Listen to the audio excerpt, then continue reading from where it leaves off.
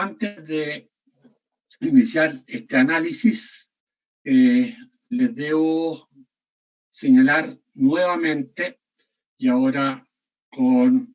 un detalle completo, de los derechos que van a entrar, ¿cierto?, en el control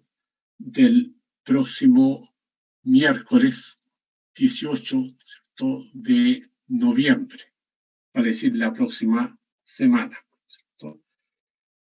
Estos derechos son, como de alguna manera ya lo advertimos ayer, pero con menor detalle, desde el derecho de libertad de opinión e información, pasando por el derecho de petición y luego los derechos de reunión y de asociación. Luego los derechos sociales, que comienzan con el derecho a la protección de la salud, siguen con el derecho a la educación, la libertad de trabajo y su justa remuneración, el derecho a la seguridad social y el derecho de sindicación. Y de allí pasamos, ¿cierto?, a los derechos patrimoniales, ¿cierto?, que son el derecho a desarrollar actividad económica, el 19, número 21, el derecho a la al no trato, ¿cierto?, arbitrario del Estado en materia económica, del 19, número 22, el derecho a la libertad para adquirir el dominio de bienes, ¿cierto?, que es el derecho a la propiedad, que está en el 19, número 23. Luego, el derecho de propiedad, que acabamos de analizar esta mañana, que es el 19, número 24, y el derecho, ¿cierto?, que veremos de inmediato, que es la libertad de creación, ¿cierto?, y difusión de las artes y los derechos de propiedad intelectual y de propiedad industrial. Por lo tanto, aquí tienen, ¿cierto?, claramente todos los derechos que entran en el control, ¿cierto?, del próximo miércoles. El control del próximo miércoles, al mismo tiempo, se desarrollará de la misma forma y con el mismo método que desarrollamos el segundo control por parte de ustedes, y se concretará en la primera hora, ¿cierto?, del miércoles. Por lo tanto, desde las 9:40 a las 10:40 de la mañana. Con esto, por lo tanto, ustedes tienen toda la información. De todas maneras, subiremos en la página de Educandus la información, obviamente para la inmensa cantidad de compañeros que no participa de las clases, ¿cierto?, que prácticamente 2/3 del curso son los que no participan en las clases. Bien, veremos, por lo tanto, les dejo esta información y pasamos, por lo tanto, a lo que es el ámbito, ¿cierto?, de este segundo derecho, ¿cierto?, que vamos a analizar, que es el 19, número 25 de la Constitución, ¿cierto? Este numeral 25, perdón, ¿sí? Disculpe, una consulta. Lo que pasa es que ayer una compañera le preguntó si existía la posibilidad de que diera unos 5 minutos más para el tema de Educandus, que a varios se nos pegó, que eso no depende ni del internet de nosotros, ni de que la página se pega, y usted dijo que iba a haber la posibilidad de dar unos 5 minutitos a 10, por último que fueran 5, porque de verdad, profe, que se pega el sistema. Bueno, vamos a dárselos, digamos. Por lo tanto, vamos a darle 5 minutitos más, digamos, al término de la prueba. Por lo tanto, la prueba no va a terminar 20 para las 11, sino 1/4 para las 11. ya, para que en definitiva tengan esos 5 minutos adicionales para aquellos que se les pega, ¿cierto?, el sistema. Gracias, ¿Estamos? profe, de paso. De nada. Bien, entramos al numeral 25 del artículo 19. Este numeral señala, ¿cierto?, en su primer inciso, ¿cierto?, que asegura a todas las personas, ¿qué cosa? La libertad de crear y difundir las artes, así como el derecho del autor sobre sus creaciones intelectuales y artísticas de cualquier especie, por el tiempo que señale la ley y que no será inferior al de la vida del titular. El inciso segundo nos dice que el derecho de autor comprende la propiedad de las obras y otros derechos como la paternidad, la edición y la integridad de la obra, para todo ello en conformidad a la ley. El tercer inciso garantiza también la propiedad industrial sobre las patentes de invención, las marcas comerciales, los modelos, procesos tecnológicos u otras creaciones análogas por el tiempo que establezca la ley. Y el inciso final señala que será aplicable a la propiedad de las creaciones intelectuales y artísticas y a la propiedad industrial lo prescrito en los incisos segundo, tercero, cuarto y quinto del numeral anterior, vale decir del numeral 19, número 24 de la Constitución Política de la República, ¿cierto? Eso es lo que contiene el numeral, ¿cierto?, 25 del artículo 19, del artículo 19 de la Constitución. Señalemos que en esta materia hay otras fuentes que también nos proporcionan algunos atributos de estos derechos. Así, tenemos que tener presente la Declaración Universal de Derechos Humanos, cuyo artículo 27, en su párrafo primero, determina que toda persona tiene derecho a tomar parte libremente en la vida cultural de la comunidad, a gozar de las artes y a participar en el progreso científico y en los beneficios que de él resulten. Y el párrafo segundo precisa que toda persona tiene derecho a la protección de los intereses morales y materiales que le correspondan por razón de las producciones científicas, literarias o artísticas de que sea autora. También podemos tener presente, en el ámbito de las fuentes, la Declaración Americana de los Derechos y Deberes del Hombre, en su artículo 13 romano, que nos dice que toda persona tiene derecho a participar en la vida cultural de la comunidad, gozar de las artes y disfrutar de los beneficios que resulten de los progresos intelectuales y especialmente los descubrimientos científicos. Tiene asimismo derecho a la protección de los intereses morales y materiales que le correspondan por razón de los inventos, obras literarias, científicas y artísticas de que sea autor. Voy a bajar un poco el Power porque no hemos ingresado a compartir pantalla y ustedes no me habían dicho nada. Por lo tanto, vamos a entrar, ¿cierto?, en este sentido a compartir pantalla y espero que ahora sí la vean, ¿no? Sí, profesor. ¿Se ve bien? Sí, profe, ahora sí. Ya, muy bien. Pasemos entonces, ¿cierto?, a la otra fuente, que es el Pacto Internacional de Derechos Económicos, Sociales y Culturales de Naciones Unidas. En esta perspectiva,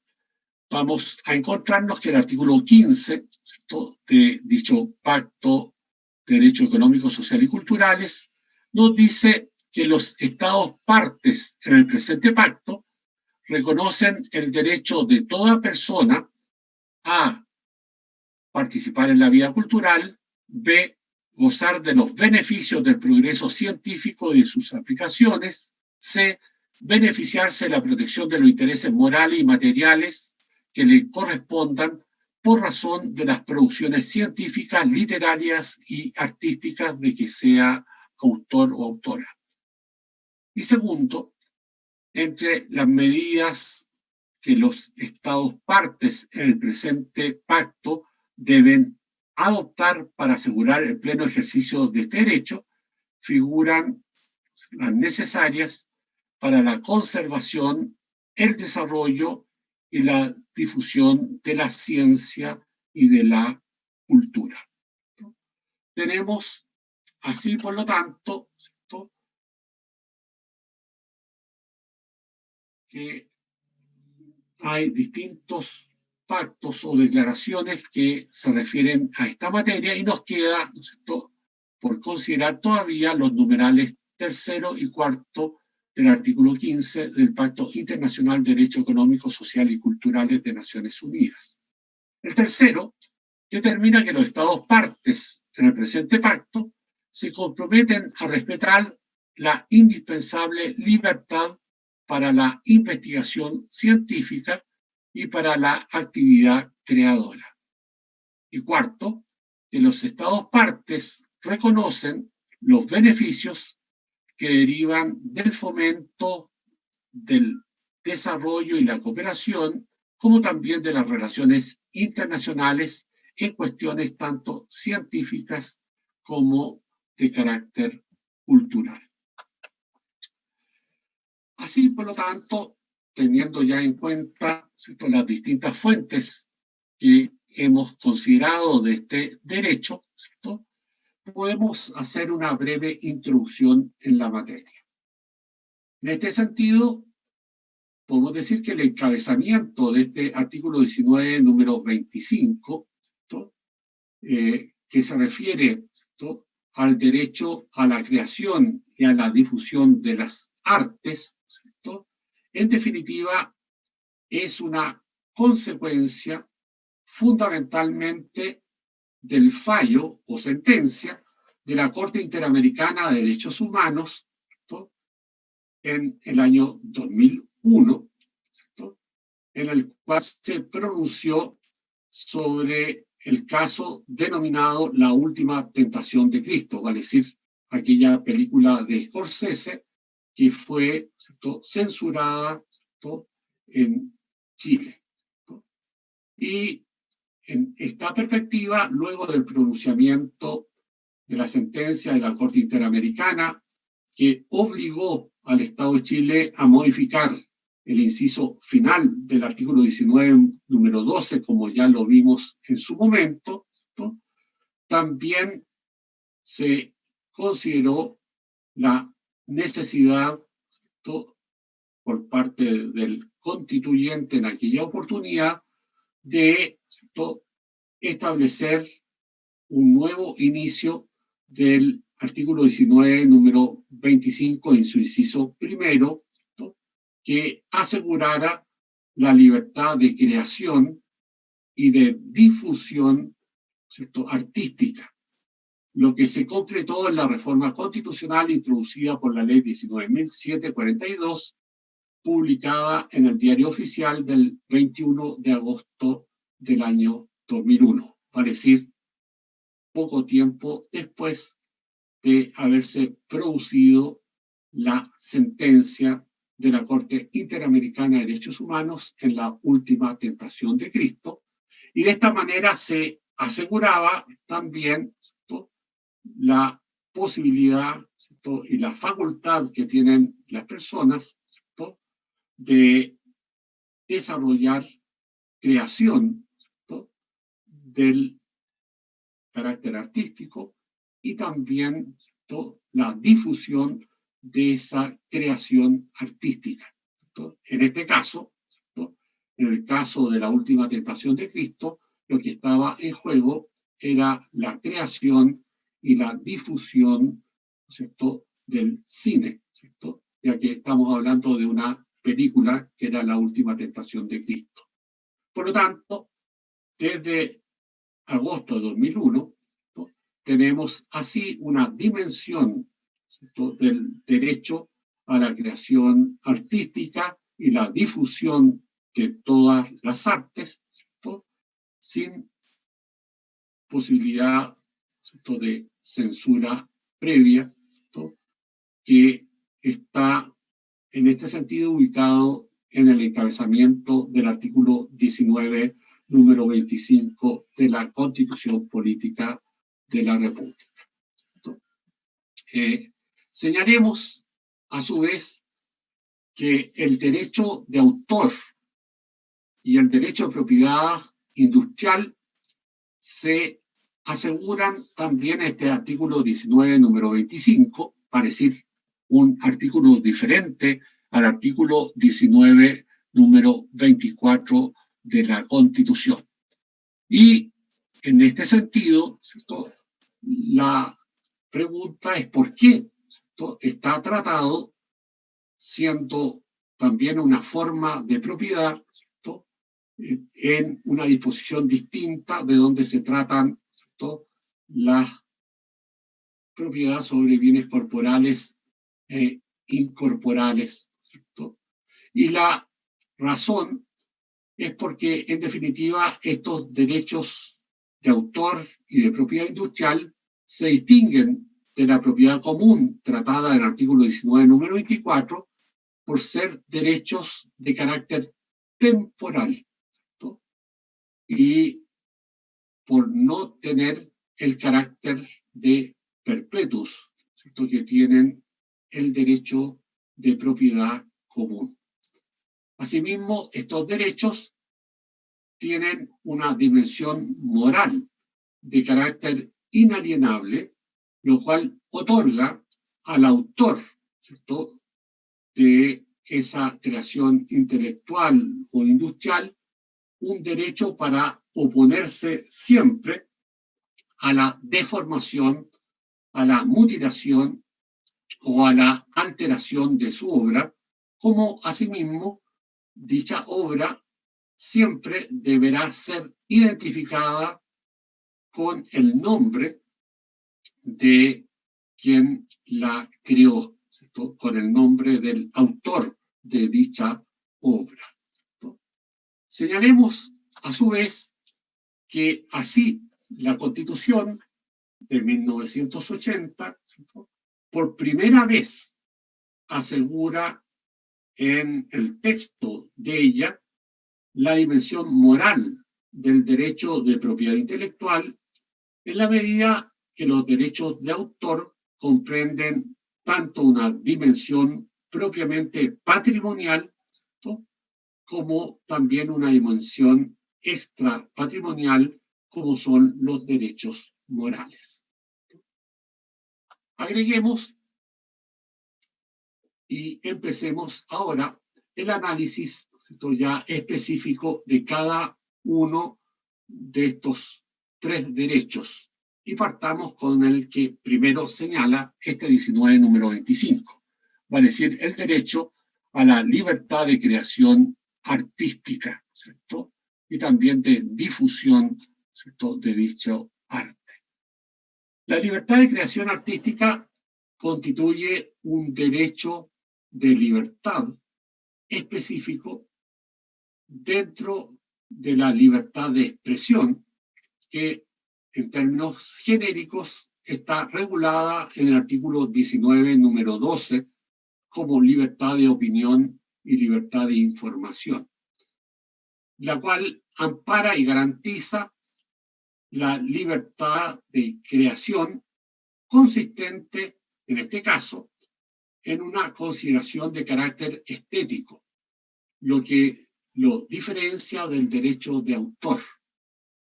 En nuestra opinión, ¿cierto?, este derecho hubiera quedado mejor ubicado, ¿no?, en el 19, número 12, si en vez de tener como título libertad de opinión e información, tuviera como título ese derecho la libertad de expresión, dentro de los cuales se encuentra la libertad de opinión, la de información y la libertad de creación y difusión del arte, ¿cierto? Y así habría quedado todo lo que se refiere a la libertad, ¿cierto?, de expresión en una sola disposición constitucional. Sin perjuicio de ello,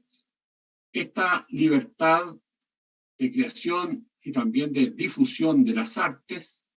implica fundamentalmente la socialización de los mensajes artísticos, las cuales pueden asociarse con los derechos de autor en su dimensión moral relativa a la paternidad de la obra, como asimismo a su difusión. La nueva disposición constitucional refuerza, por lo tanto, constitucionalmente esta libertad de creación artística y de difusión sin censura. Señalado ello, podemos decir al mismo tiempo que este aseguramiento constitucional del derecho a la libertad de creación artística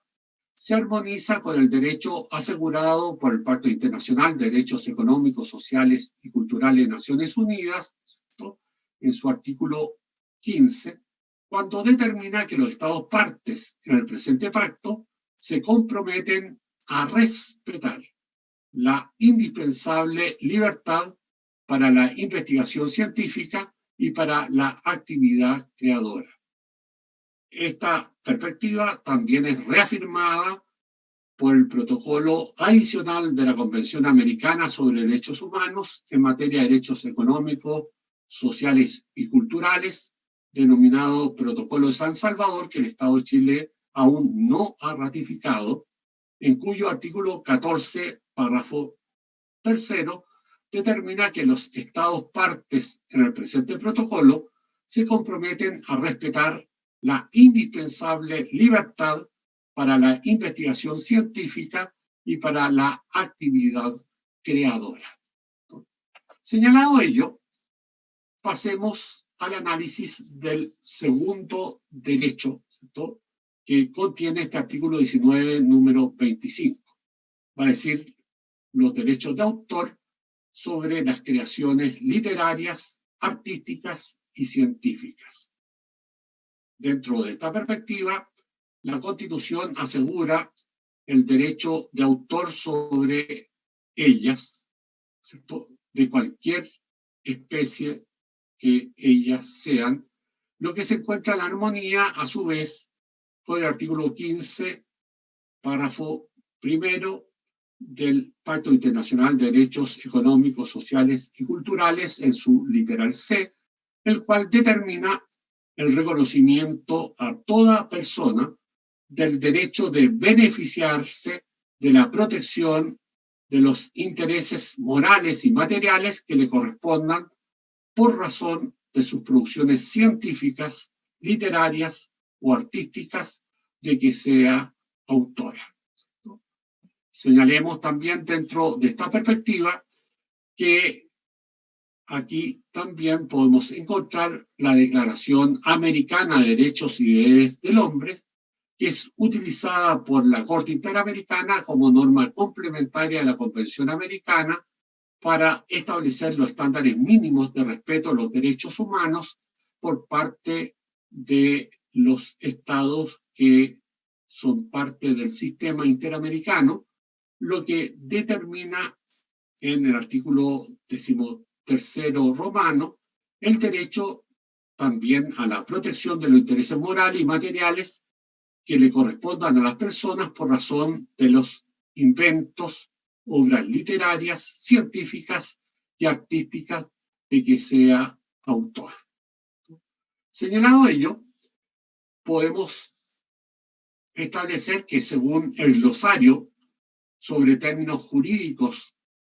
del derecho de autor y derechos conexos, editado por la Organización Mundial de Propiedad Intelectual, ¿cierto?, el concepto de autor, es el que identifica a la persona que crea una determinada obra. Y los titulares de los derechos de autor pueden ser de dos clases, en la medida en que hay derechos que corresponden al titular originario y otros derechos que pueden corresponder al titular secundario si éste llegare a existir.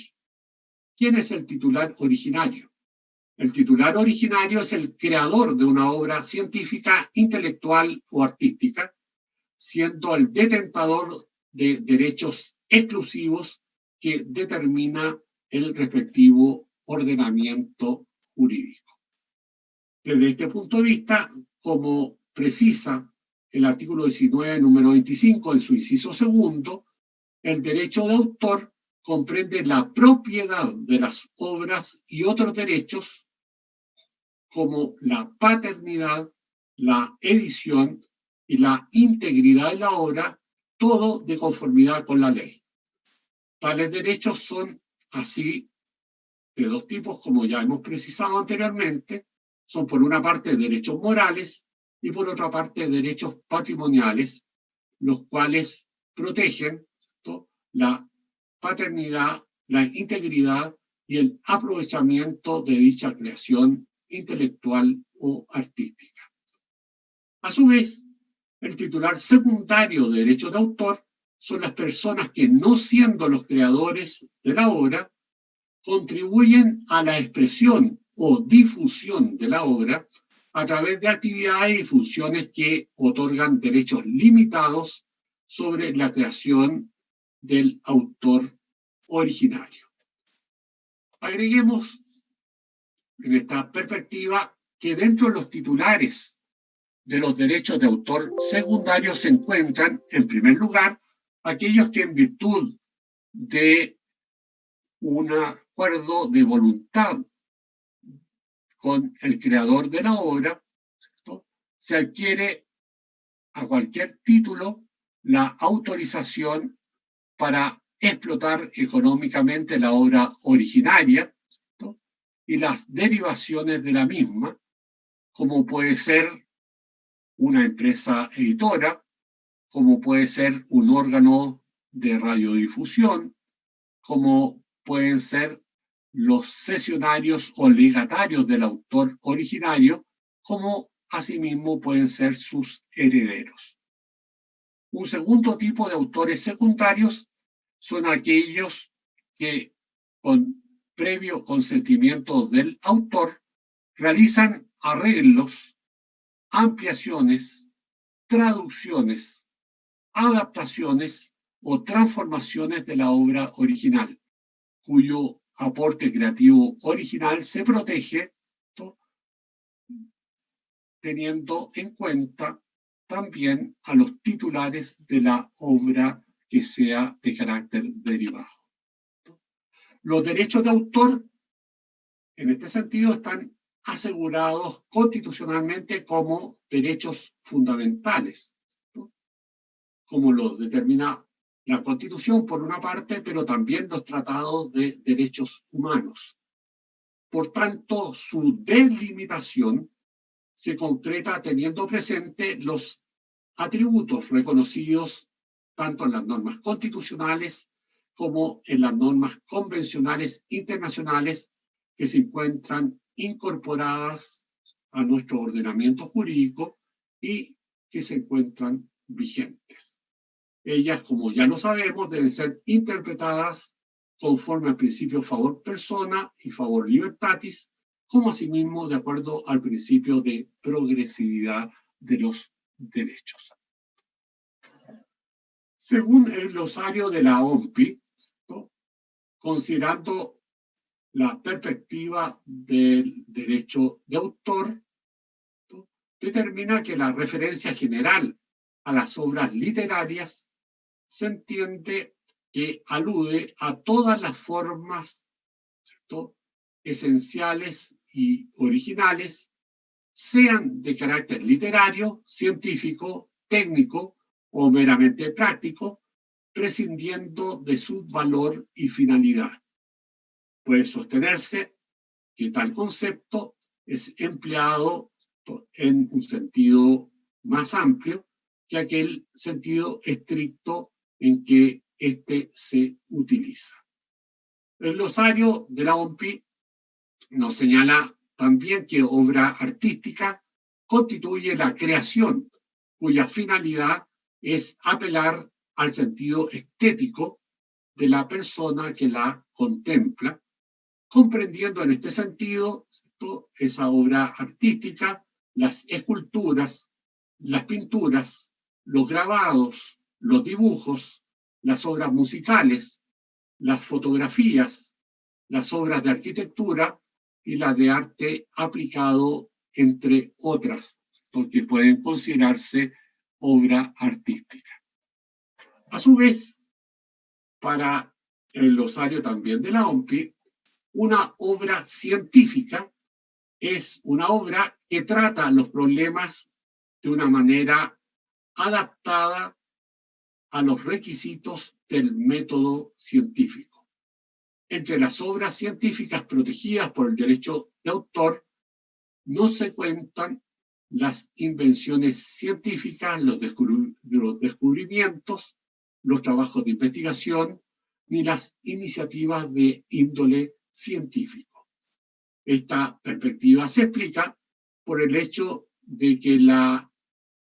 obra científica en sí misma es protegida por una patente de invención de carácter industrial, la cual tiene un periodo más restringido de protección. Señalemos también dentro de esta perspectiva cuáles son los derechos morales del autor sobre sus creaciones y la duración de ellas. Esta dimensión del derecho de autor corresponde a un derecho a la personalidad, aun cuando no tiene un carácter innato, sino que emana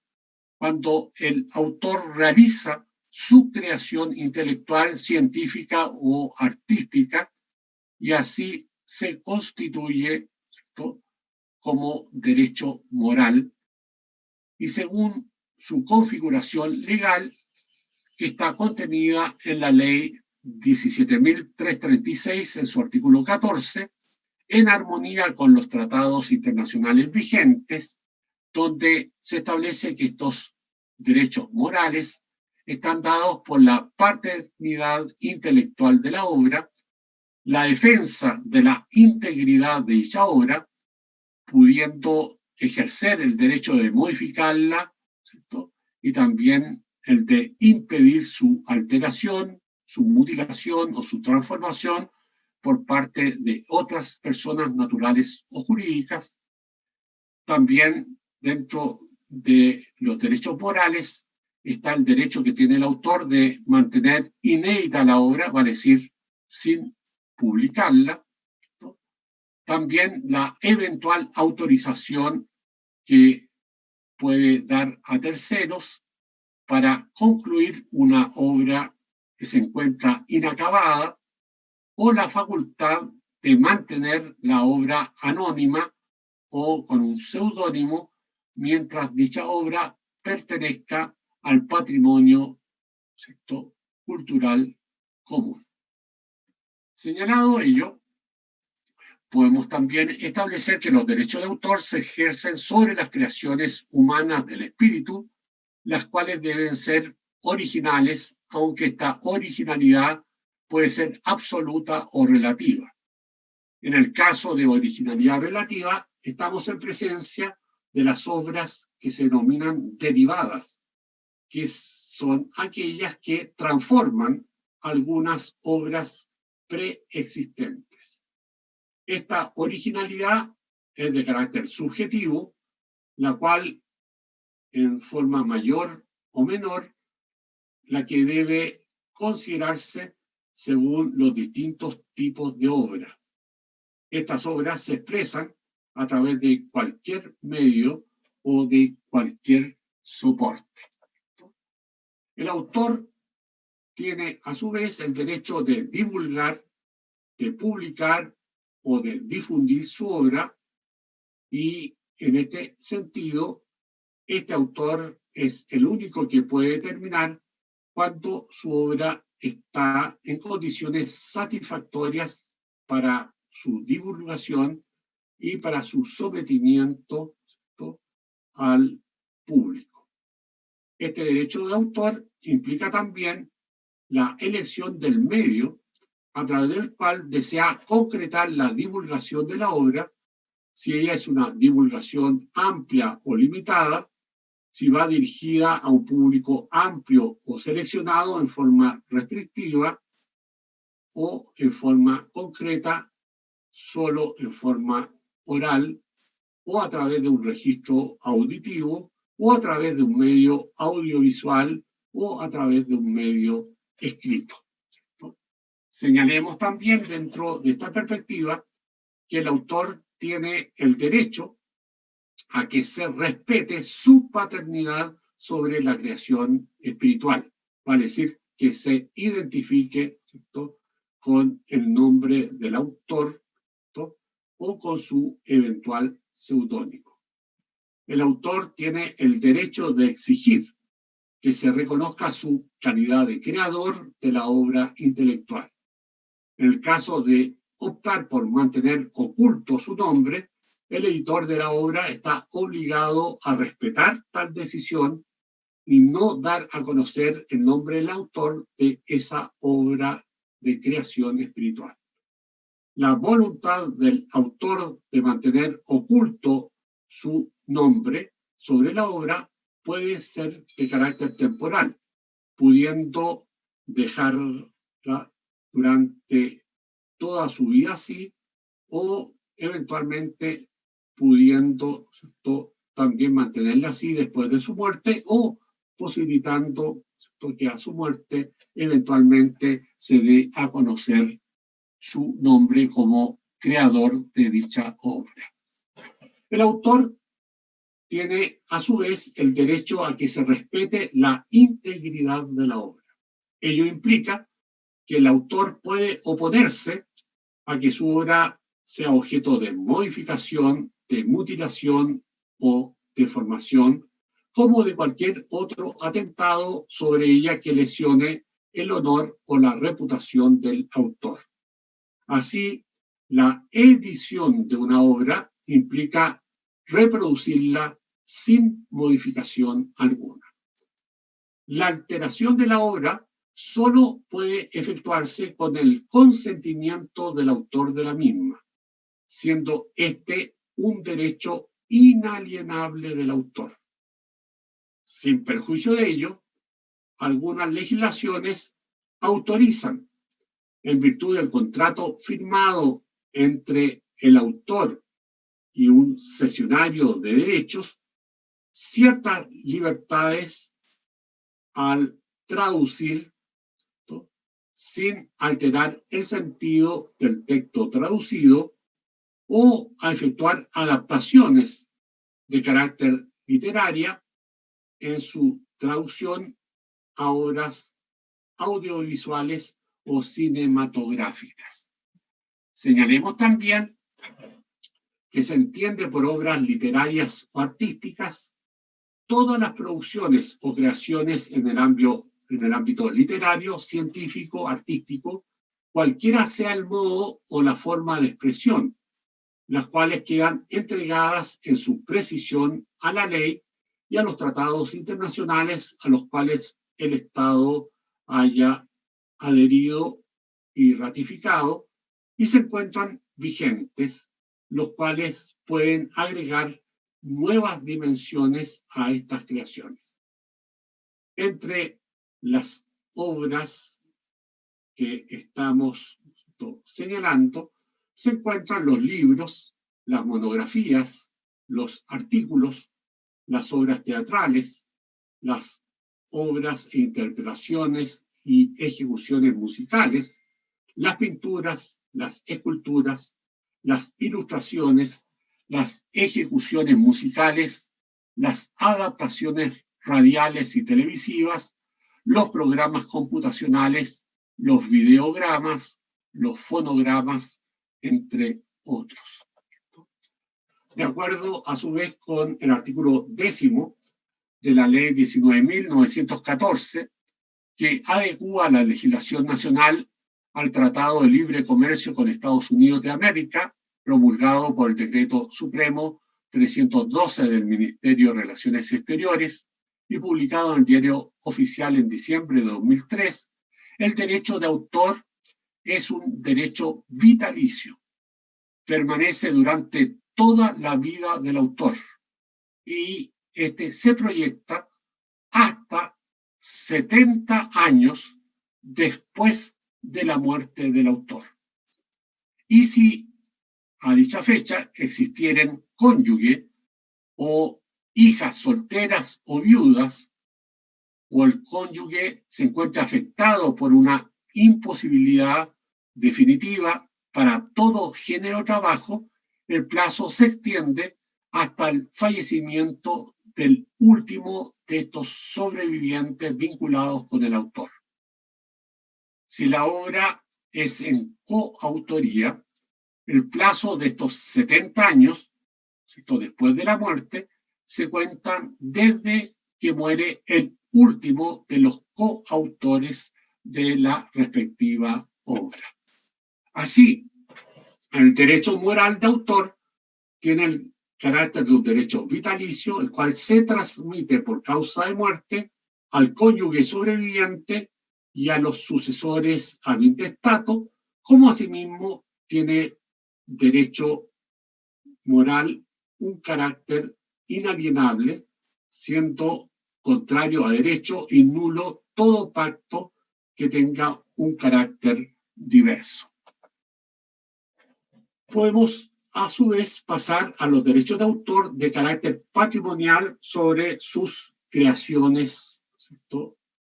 Y en este sentido podemos decir que el creador de una obra del espíritu,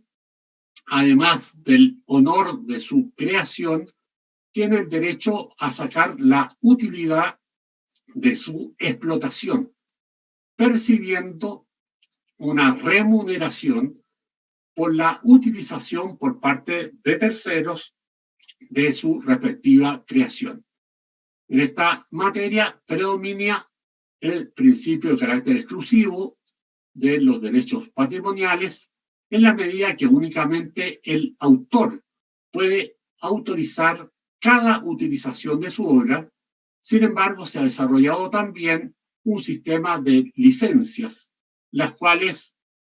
hacen lícita la explotación de una obra sin la autorización de su autor, pagando unos determinados derechos cuya cuantía puede en algunos casos ser negociada libremente y en otros no. A su vez, nuestra legislación establece excepciones al derecho de autor en casos específicos precisados por los literales A a S, de acuerdo con la reforma de la ley de 2010 sobre tales derechos. A su vez, la reproducción de cualquier obra de dominio privado, de acuerdo con los artículos 18, 19 y número 21 de la ley de 2010, deberán contar con la autorización expresa del titular de los derechos de autor o de la entidad de gestión colectiva y efectuar el pago de la remuneración pertinente. A su vez, el artículo 20 de la ley 17.336 determina que entiende por autorización el permiso otorgado por el titular del derecho de autor en cualquier forma contractual para utilizar la obra de alguno de los mismos y por alguno de los medios que la ley, ¿cierto?, específicamente establece. Así, se puede sostener que nadie puede utilizar la obra de un autor sin su autorización, la cual consiste en el permiso otorgado por el titular del derecho de autor a través de la cesión de derechos o a través de un medio jurídico idóneo que permita utilizar la obra de acuerdo a y a través de modalidades y medios que determine la ley. La autorización otorgada por el autor debe precisar los derechos cedidos a la persona que se autoriza para la utilización, el plazo de duración de la cesión, la remuneración, la forma y modalidad de pago, la cual puede no ser nunca menor que la que determina la respectiva ley o el reglamento, el ámbito espacial de aplicación, como las demás cláusulas limitativas de la cesión, ¿cierto?, de derechos. Cabe también señalar, de acuerdo con el Tratado de la Organización Mundial de Propiedad Intelectual,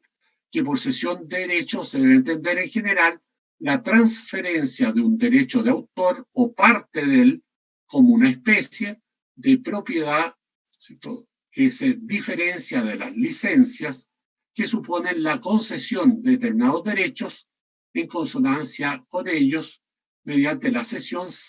transfiere el propio derecho de autor, ¿cierto?, a un tercero. Con la excepción de la herencia, la enajenación total de los derechos de autor, en el sentido de transferir la titularidad, ¿cierto?, solamente es posible en virtud de legislaciones de derechos de autor que no provean derechos morales de carácter inalienable. Con esto terminamos la consideración de los derechos tanto morales como patrimoniales del autor sobre su obra y pasamos a los derechos sobre propiedad industrial. Podemos señalar en este sentido, de acuerdo al inciso tercero del artículo 19, número 25, el cual precisa que se garantiza tanto la propiedad industrial sobre patentes de invención como marcas comerciales, modelos, procesos tecnológicos u otras creaciones análogas por el tiempo que establezca la ley. La propiedad industrial de la cual estamos hablando está formada por un conjunto de derechos que sirven para proteger a las personas físicas o morales que desean preservar sus creaciones, ¿no?, como pueden ser las patentes, los modelos de utilidad, los diseños industriales, distinguiendo productos o servicios de otros de su misma especie o, ¿cierto?, marcas, como pueden ser las denominaciones de origen, protegiendo la originalidad de sus avisos comerciales, conservando la privacidad de sus secretos industriales o comerciales, distinguiendo a su vez la identidad de los establecimientos comerciales de otros destinados al mismo giro y que les den derecho también a enajenar dichos bienes inmateriales y a perseguir ante autoridades competenciales a los que infrinjan tales derechos. Podemos decir que en la materia se aplica el Convenio de París para la protección de la propiedad industrial, promulgado como ley de la República por el Decreto Supremo 425 del Ministerio de Relaciones Exteriores de abril de 1991, el cual regula, según su artículo primero, párrafo segundo, la propiedad industrial, incluyendo marcas de fábrica o comercio, modelos de utilidad, inventos, dibujos o diseños industriales, nombres comerciales, indicaciones de procedencia o denominaciones de origen y la represión de la competencia desleal. El párrafo tercero de este artículo agrega que la propiedad industrial se entiende en su acepción más amplia y se aplica solo a la industria y el comercio propiamente dicho, sino también al dominio de las industrias agrícolas y extractivas, a todos los productos fabricados o naturales, por ejemplo, los granos, las hojas de tabaco, los frutos, los animales, los minerales, las cervezas, las flores, las harinas, para solo señalar alguno de ellos. Asimismo, los ciudadanos de estados no contratantes, ¿cierto?, se encuentran protegidos por la Convención en los casos que ellos se encuentren avecindados o tengan establecimientos industriales o comerciales efectivos y reales en alguno de los estados contratantes. A su vez, dicha convención establece el derecho de prioridad en el caso de las patentes, marcas y diseños industriales, el cual está determinado por la primera solicitud, ¿cierto?, regular presentada en un estado contratante, pudiendo dicha protección en los demás casos de los estados contratantes dentro del plazo determinado, la que se entenderá como si hubiera sido presentada el mismo día en que se presentó la solicitud de carácter original.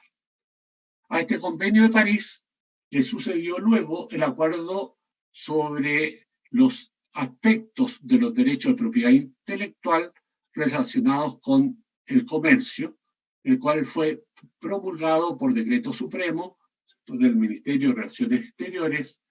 también, ¿cierto?, y comenzó a regir en Chile en el 1 de enero del año 2000.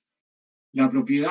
ley de propiedad industrial, en este sentido, fue modificada por la ley, ¿cierto?, en marzo de 2005,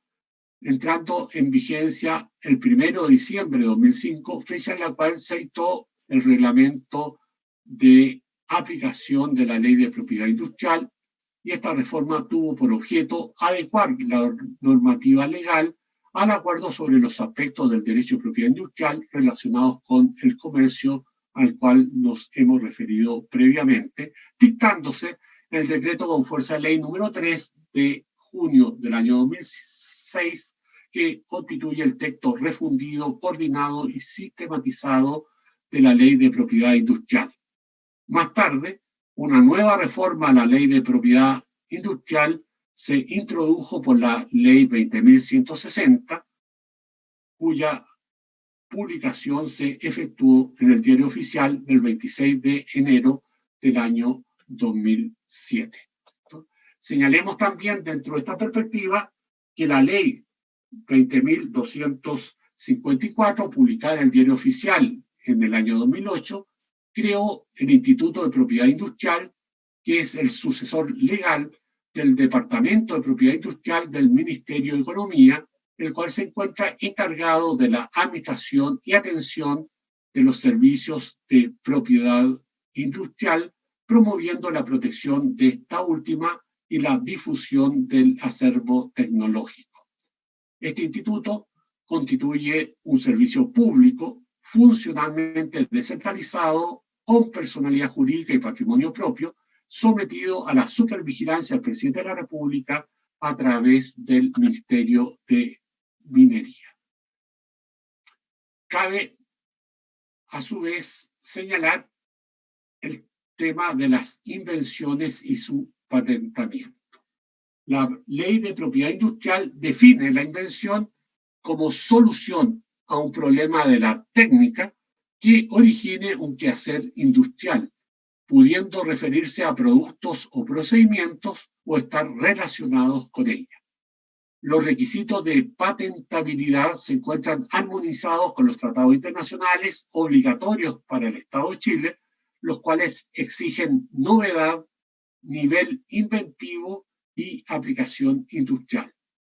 Se contempla así la facultad de oponerse a una solicitud de patente a través de un procedimiento especial y contradictorio. Señalemos, a su vez,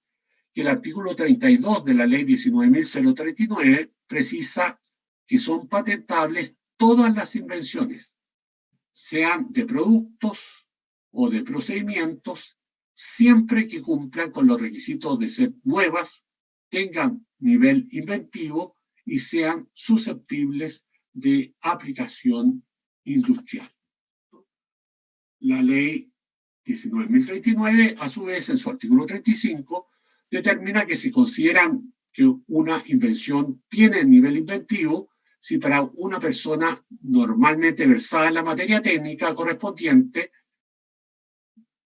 para ella no resulta obvia ni se habría derivado de manera evidente del estado de la técnica. Finalmente, el artículo 36 precisa que la invención es susceptible de aplicación industrial cuando el objeto pueda, en principio, ser producido o utilizado para cualquier tipo de industrias.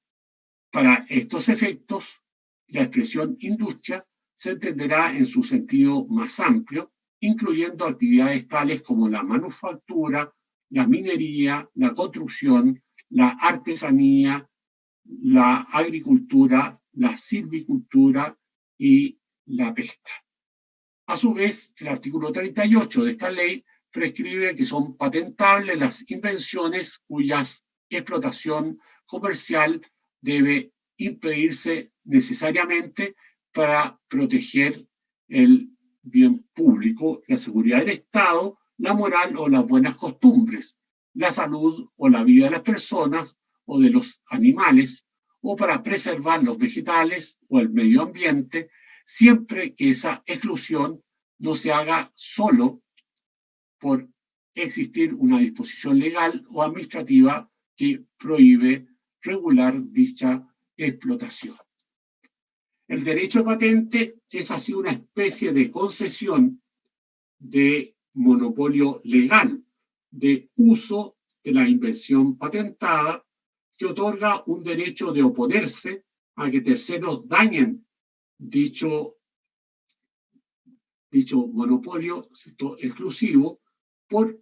el tiempo determinado. Por lo tanto, hay un derecho exclusivo a poder utilizar durante dicho lapso el objeto que ha sido objeto de la patente. El objeto específico, la propiedad industrial, es así, ¿cierto?, la facultad exclusiva para fabricar e introducir por primera vez en el comercio el o los productos protegidos por las patentes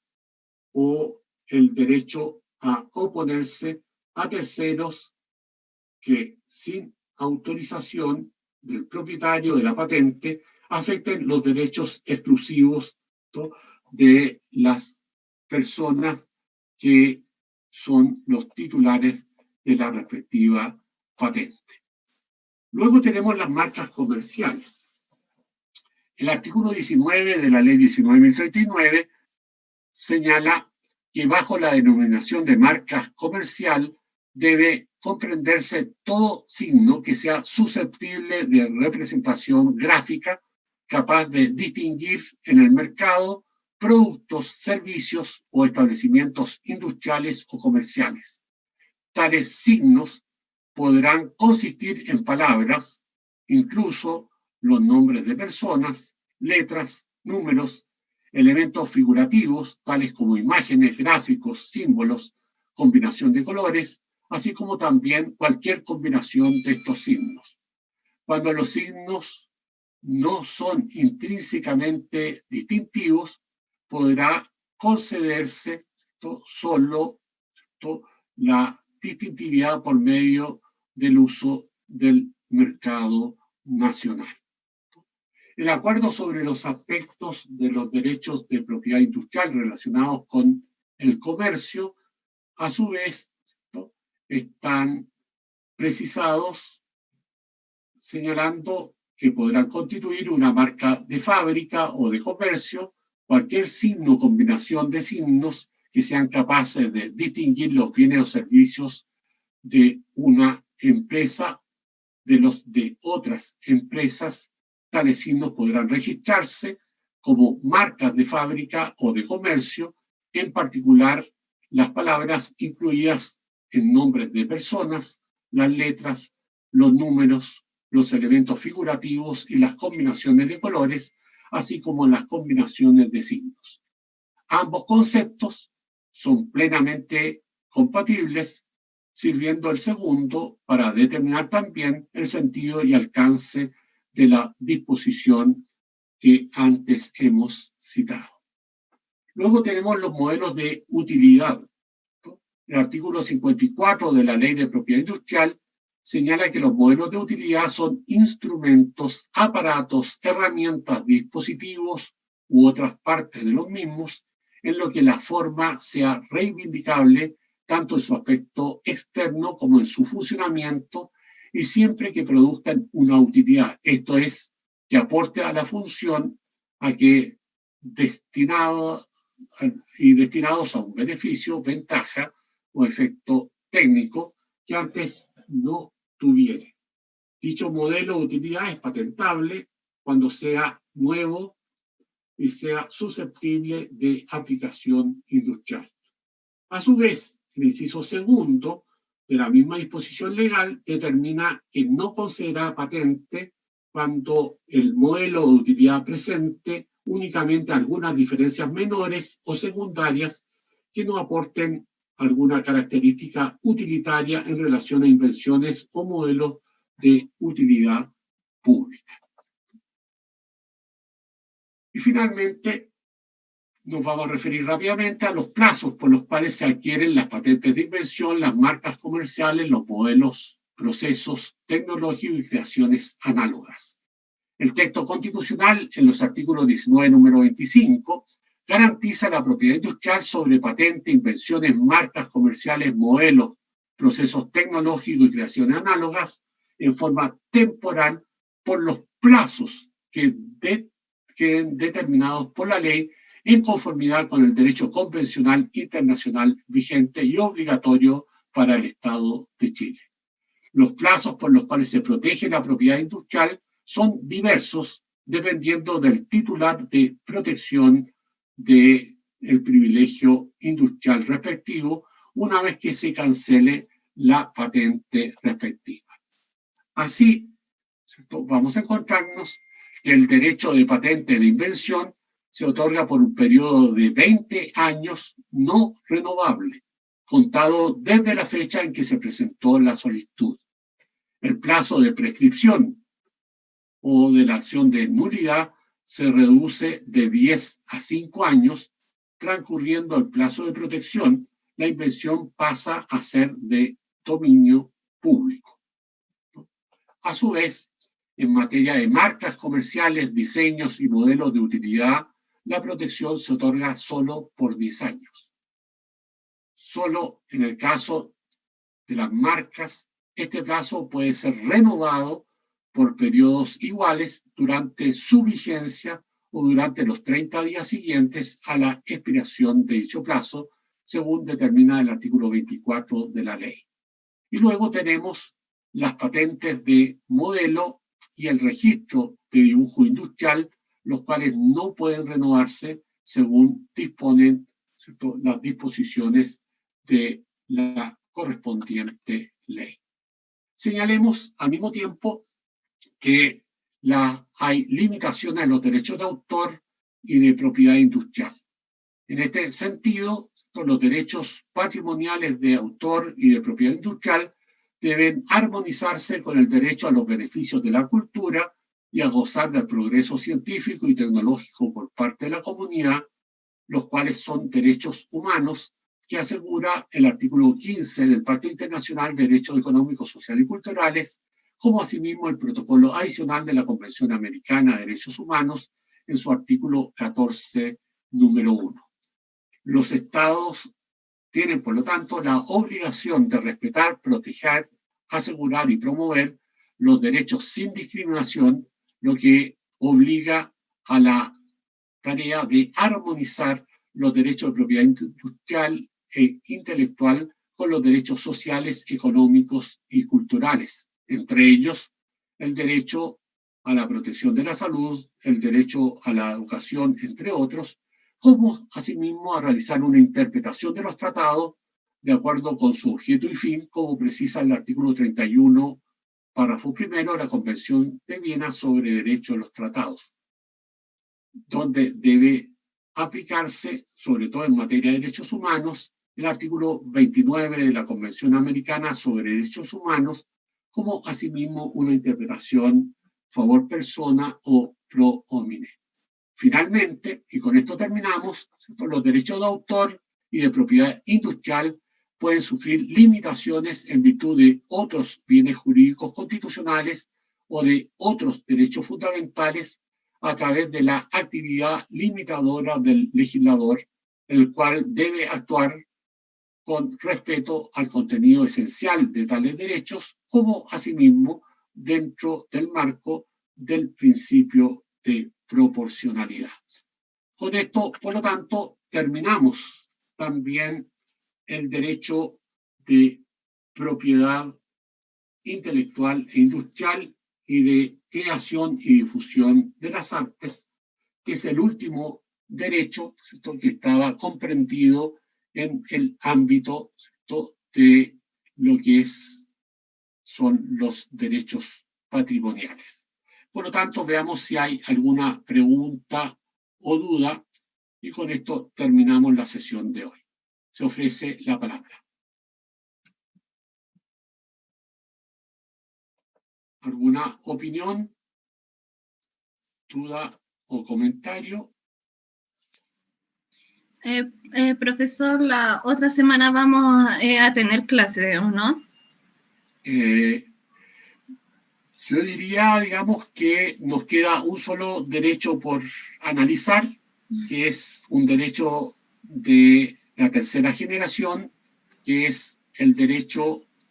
que está consignado en el 19, número 8 de la Constitución, que es el derecho a un medio ambiente libre de contaminación. Por lo tanto, ese derecho lo veremos en la hora siguiente del día martes, y con ello terminamos los contenidos de nuestro curso.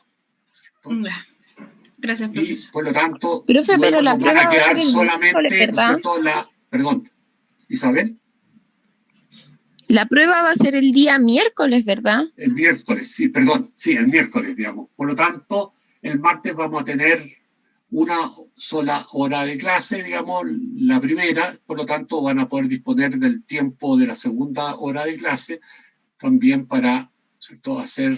la última revisión de materiales, digamos, para la prueba del miércoles a la primera hora de clases. Y después ya quedan en libertad de acción, por lo tanto, la última semana la tienen libremente disponible, ¿cierto?, para ir estudiando, ¿cierto?, lo que es la prueba, ¿cierto?, que en definitiva no hayan dado, ¿cierto?, y que da lugar en tal perspectiva, ¿cierto?, a dar la prueba de reemplazo, y luego ya tendremos, ¿cierto?, el examen que corresponde a nuestro curso, que es durante el mes de diciembre. ¿Alguna otra pregunta, duda o comentario? Profesor, ¿estos dos últimos Power los va a subir la ayudante esta Sí, semana? yo se los transmito estos dos últimos, ¿no es cierto?, hoy día mismo, y por lo tanto van a estar a disposición de ustedes a partir de mañana en Educandos. Ya, gracias, profesor. De nada, que estés bien. Bueno, terminamos por lo tanto nuestra sesión de hoy. Digamos que tengan una buena semana, que estudien harto para la prueba del próximo miércoles y que les vaya muy bien también a todos. Igualmente, Hasta luego. profe. Gracias. Estén bien, de nada. Hasta luego, profesor, que esté bien. Hasta luego. Chao, profe, gracias. Hasta luego, que estén bien, Isabel.